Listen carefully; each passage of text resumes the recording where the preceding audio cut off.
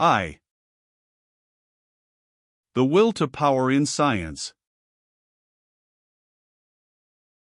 A. The method of investigation. 466. The distinguishing feature of our 19th century is not the triumph of science, but the triumph of the scientific method over science. 467. The history of scientific methods was regarded by Auguste Comte almost as philosophy itself. 468. The great methodologists, Aristotle, Bacon, Descartes, Auguste Comte. 469. The most valuable knowledge is always discovered last, but the most valuable knowledge consists of methods. All methods, all the hypotheses on which the science of our day depends, were treated with the profoundest contempt for centuries. On their account a man used to be banished from the society of respectable people, he was held to be an enemy of God, a reviler of the highest ideal, a madman. We had the whole pathos of mankind against us, our notion of what truth ought to be, of what the service of truth ought to be, our objectivity, our method, our calm, cautious and distrustful manner were altogether despicable. At bottom, that which has kept men back most, is an aesthetic taste. They believed in the picturesque effect of truth. What they demanded of the scientist was, that he should make a strong appeal to their imagination. From the above, it would almost seem as if the very reverse had been achieved, as if a sudden jump had been made. As a matter of fact, the schooling which the moral hyperboles afforded, gradually prepared the way for that milder form of pathos which at last became incarnate in the scientific man. Conscientiousness in small things, the self-control of the religious man, was a preparatory school for the scientific character, as was also, in a very preeminent sense, the attitude of mind which makes a man take problems seriously, irrespective of what personal advantage he may derive from them. B. The starting point of epistemology. 470. Profound disinclination to halt once and for all at any collective view of the world. The charm of the opposite point of view, the refusal to relinquish the stimulus residing in the enigmatical. 471.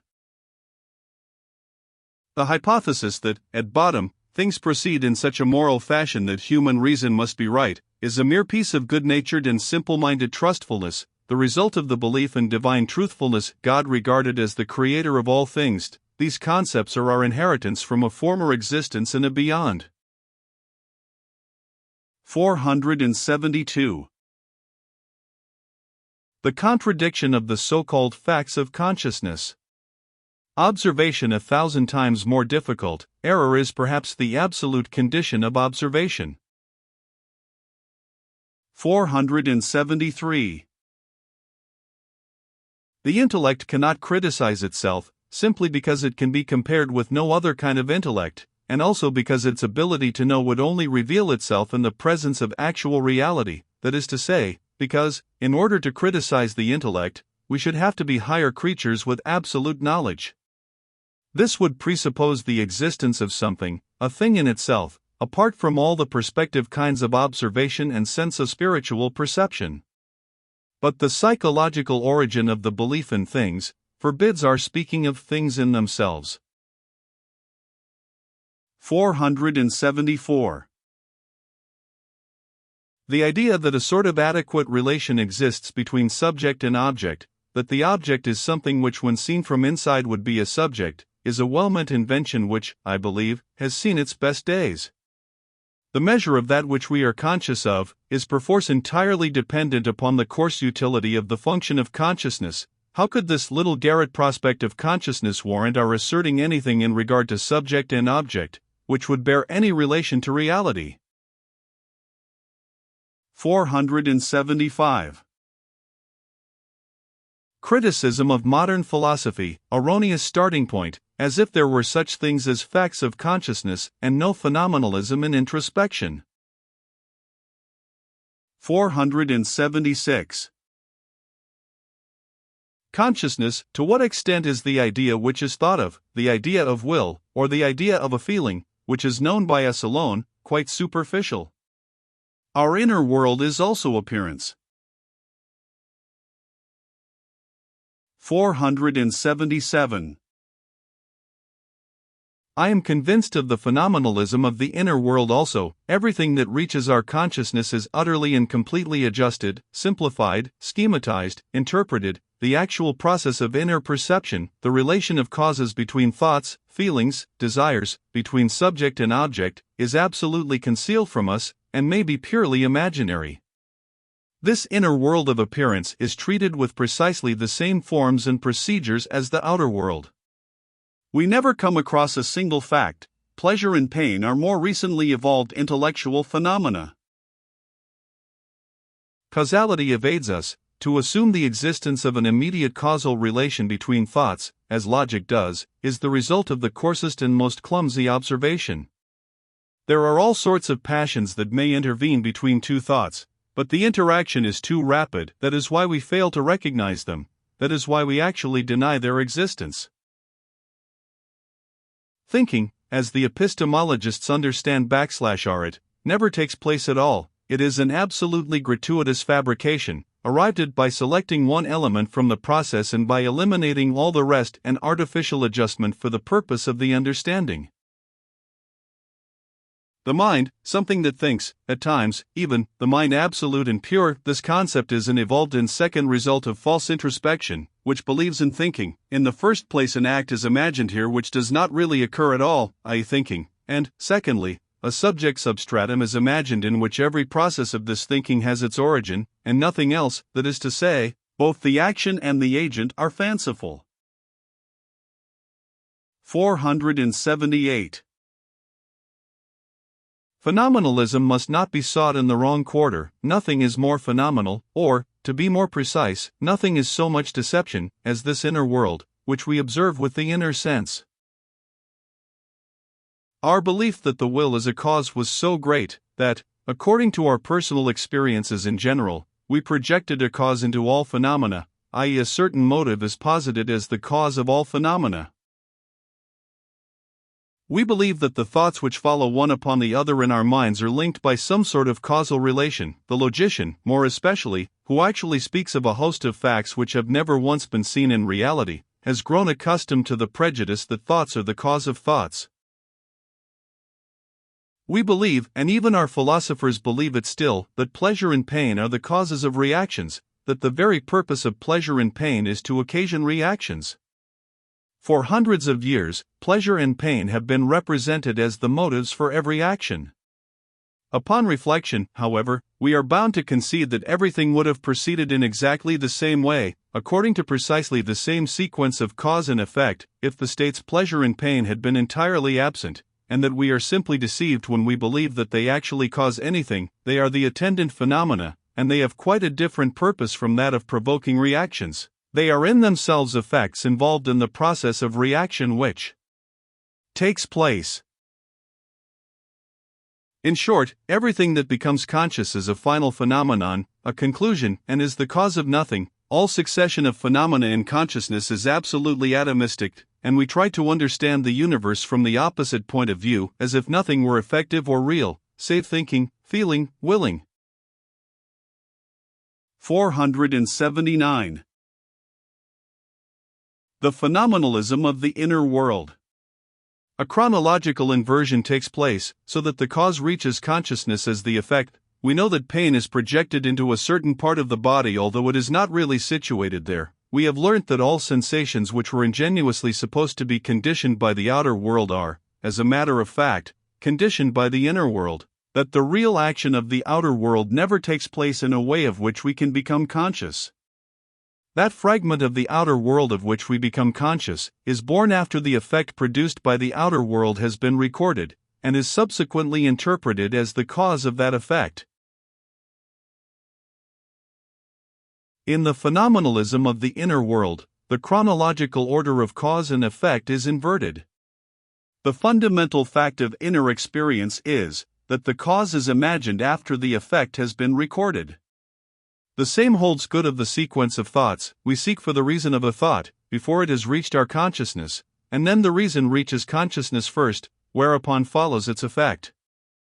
All our dreams are the interpretation of our collective feelings with the view of discovering the possible causes of the latter, and the process is such that a condition only becomes conscious when the supposed causal link has reached consciousness. 1.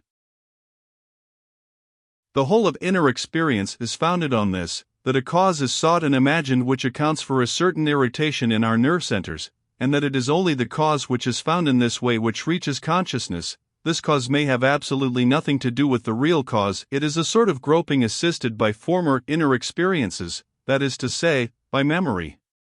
The memory, however, retains the habit of old interpretations, that is to say, of erroneous causality, so that inner experience comprises in itself all the results of former erroneous fabrications of causes. Our outside world, as we conceive it every instant, is indissolubly bound up with the old error of cause. We interpret by means of the schematism of the thing, etc.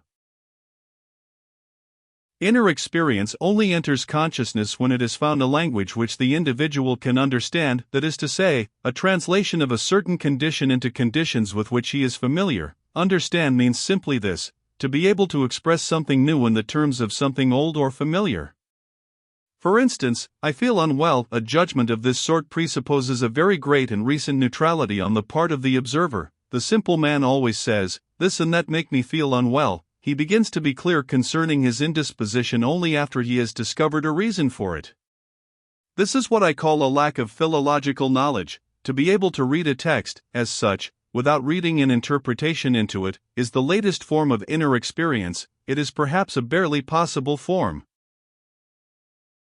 1. When in our dream we hear a bell ringing, or a tapping at our door, we scarcely ever wake before having already accounted for the sound, in the terms of the dream world we were in. Tr.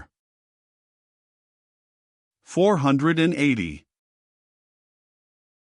There are no such things as mind, reason, thought, consciousness, soul, will, or truth. They all belong to fiction, and can serve no purpose.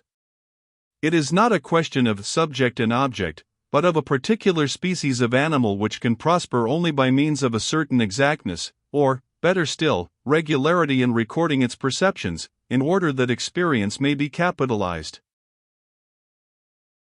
Knowledge works as an instrument of power. It is therefore obvious that it increases with each advance of power.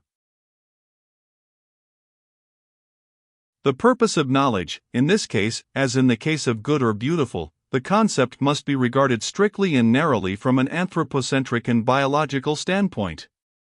In order that a particular species may maintain and increase its power, its conception of reality must contain enough which is calculable and constant to allow of its formulating a scheme of conduct.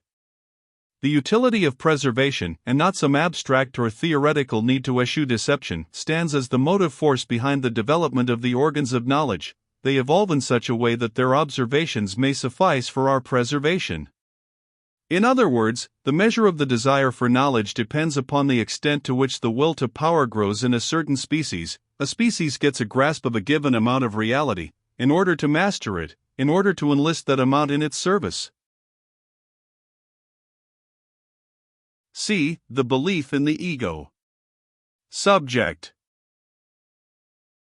481.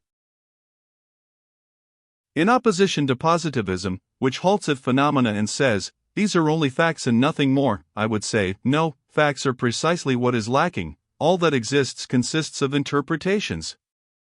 We cannot establish any fact in itself. It may even be nonsense to desire to do such a thing. Everything is subjective, ye say, but that in itself is interpretation.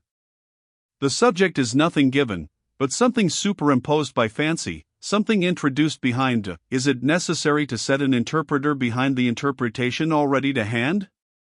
Even that would be fantasy, hypothesis. To the extent to which knowledge has any sense at all, the world is knowable, but it may be interpreted differently. It has not one sense behind it, but hundreds of senses. Perspectivity. It is our needs that interpret the world, our instincts and their impulses for and against. Every instinct is a sort of thirst for power, each has its point of view, which it would fain impose upon all the other instincts as their norm. 482. Where our ignorance really begins, at that point from which we can see no further, we set a word, for instance, the word I, the word do, the word suffer. These concepts may be the horizon lines of our knowledge, but they are not truths. 483.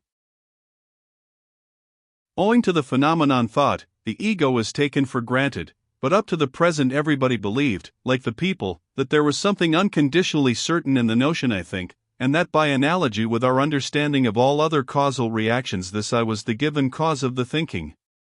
However customary and indispensable this fiction may have become now, this fact proves nothing against the imaginary nature of its origin. It might be a life-preserving belief and still be false. 484. Something is thought, therefore there is something that thinks. This is what Descartes' argument amounts to. But this is tantamount to considering our belief in the notion substance as an a priori truth. That there must be something that thinks when we think, is merely a formulation of a grammatical custom which sets an agent to every action. In short, a metaphysical-logical postulate is already put forward here, and it is not merely an ascertainment of fact. On Descartes' lines nothing absolutely certain is attained, but only the fact of a very powerful faith. If the proposition be reduced to something is thought, therefore there are thoughts, the result is mere tautology, and precisely the one factor which is in question, the reality of thought, is not touched upon, so that, in this form, the apparitional character of thought cannot be denied. What Descartes wanted to prove was, that thought not only had apparent reality, but absolute reality. 485. The concept substance is an outcome of the concept subject, and not conversely. If we surrender the concept soul, the subject, the very conditions for the concept substance are lacking. Degrees of being are obtained, but being is lost. Criticism of reality. What does a plus or minus of reality lead to? The gradation of being in which we believe.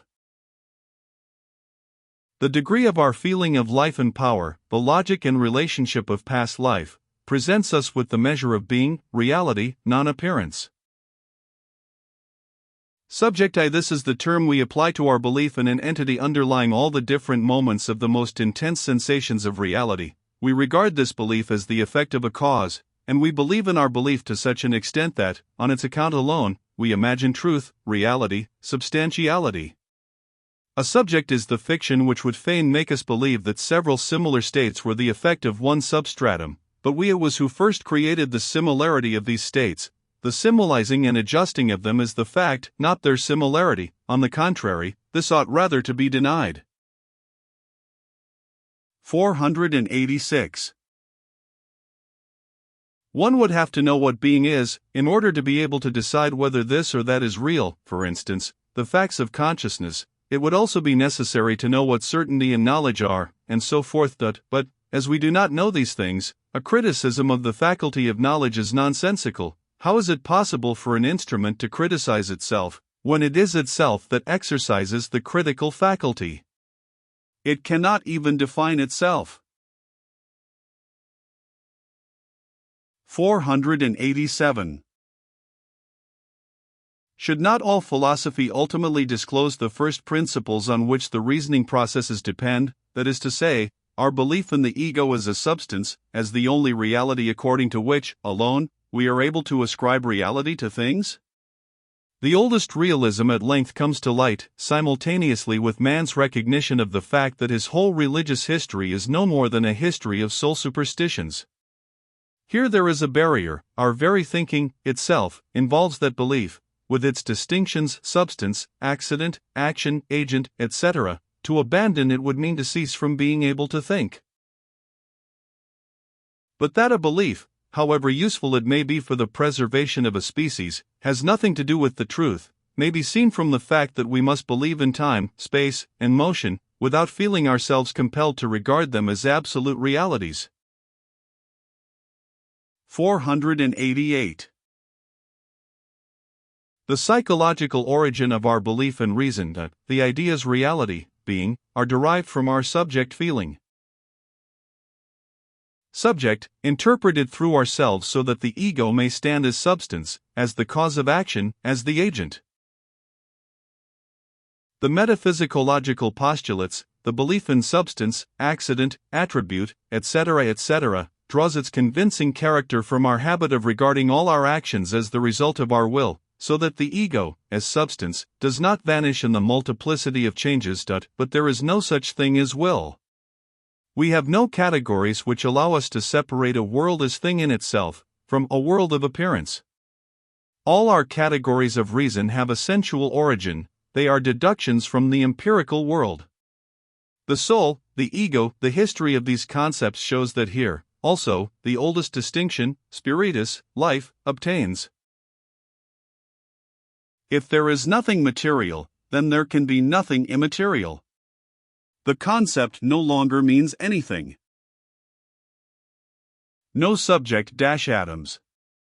The sphere of a subject increasing or diminishing unremittingly, the center of the system continually displacing itself, in the event of the system no longer being able to organize the appropriated mass, it divides into two.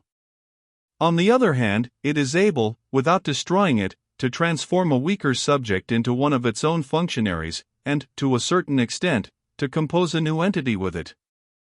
Not a substance, but rather something which in itself strives after greater strength, and which wishes to preserve itself only indirectly, it wishes to surpass itself.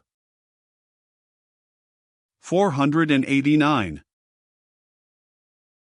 Everything that reaches consciousness as an entity is already enormously complicated. We never have anything more than the semblance of an entity. The phenomenon of the body is the richer, more distinct, and more tangible phenomenon. It should be methodically drawn to the front, and no mention should be made of its ultimate significance. 490.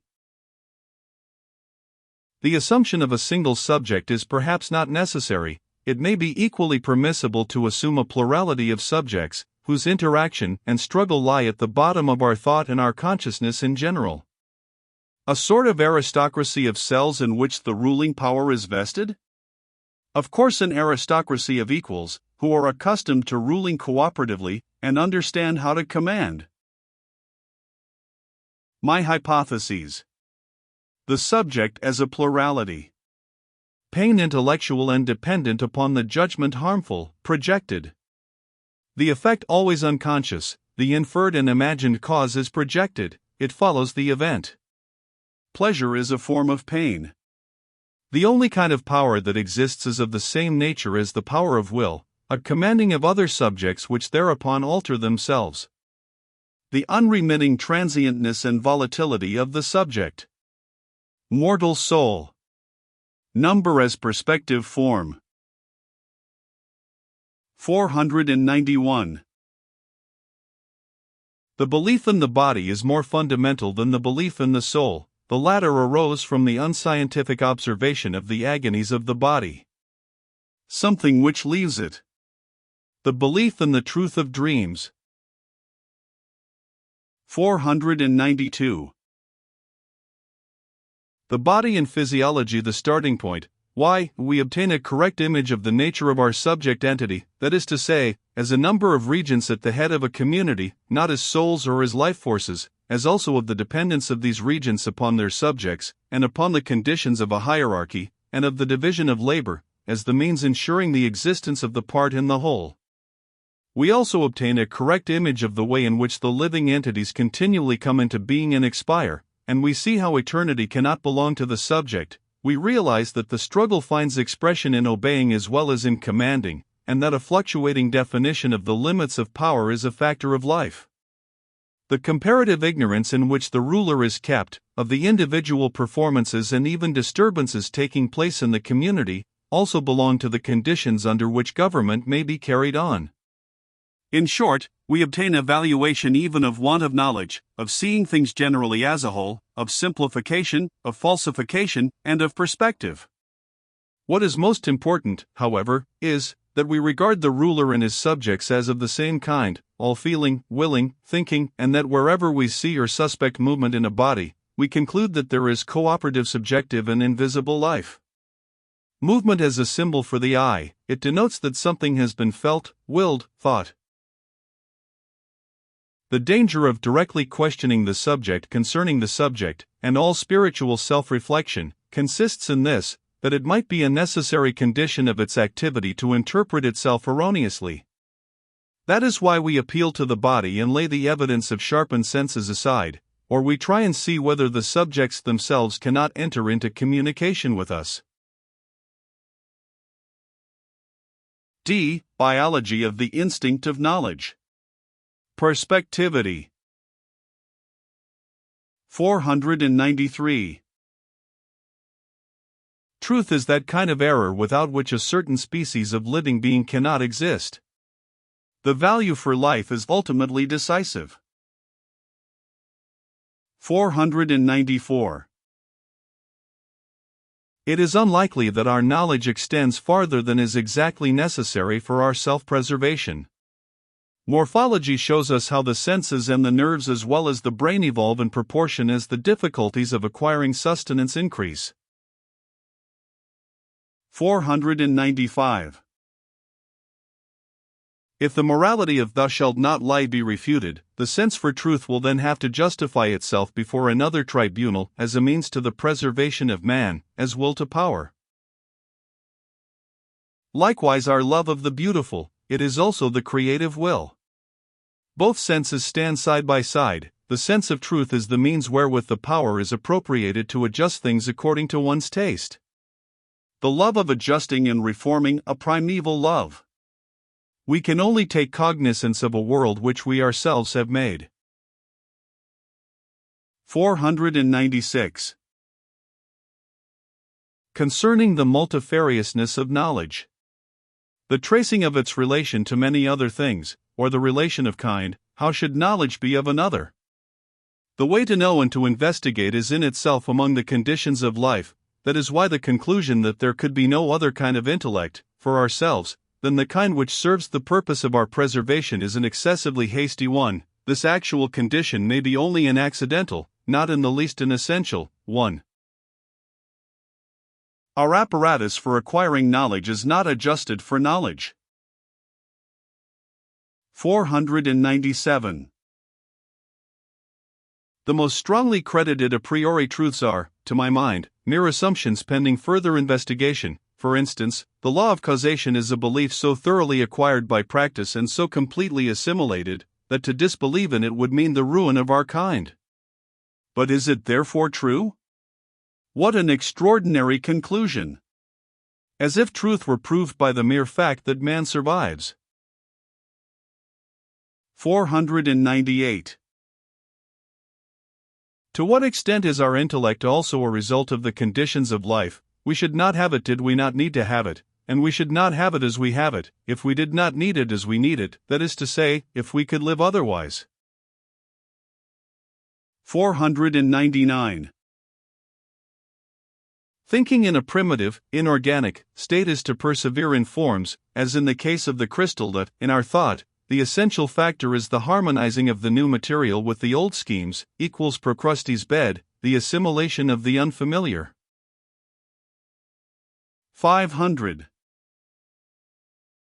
The perception of the senses projected outwards, inwards and outwards, does the body command here? The same equalizing and ordering power which rules in the idioplasma, also rules in the incorporation of the outer world. Our sensual perceptions are already the result of this process of adaptation and harmonization in regard to all the past in us. They do not follow directly upon the impression. 501. All thought, judgment, perception, regarded as an act of comparing, too, has as a first condition the act of equalizing, and earlier still the act of making equal. The process of making equal is the same as the assimilation by the amoeba of the nutritive matter it appropriates. Memory late, in so far as the equalizing instinct appears to have been subdued, the difference is preserved. Memory, a process of classification and collocation, active, who,